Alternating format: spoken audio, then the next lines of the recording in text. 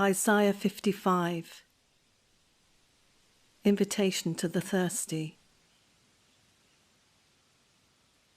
Come, all you who are thirsty, come to the waters, and you who have no money, come, buy and eat. Come buy wine and milk without money and without cost. Why spend money on what is not bread, and your labour on what does not satisfy? Listen to me, and eat what is good, and you will delight in the richest of fare. Give ear and come to me. Listen, that you may live. I will make an everlasting covenant with you, my faithful love promised to David.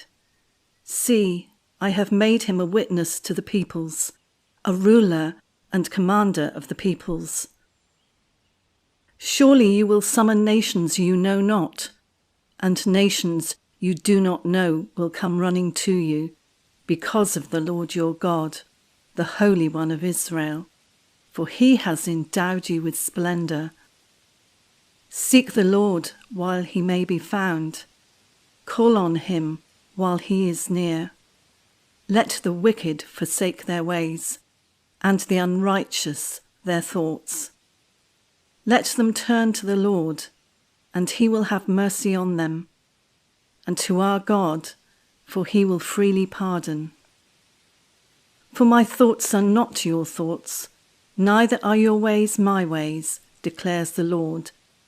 As the heavens are higher than the earth, so are my ways higher than your ways, and my thoughts than your thoughts.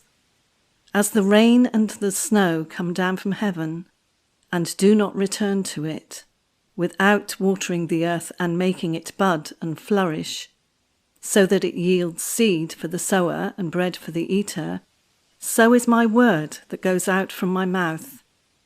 It will not return to me empty, but will accomplish what I desire, and achieve the purpose for which I sent it. You will go out in joy, and be led forth in peace. The mountains and hills will burst into song before you, and all the trees of the field will clap their hands. Instead of the thorn bush will grow the juniper, and instead of briars the myrtle will grow.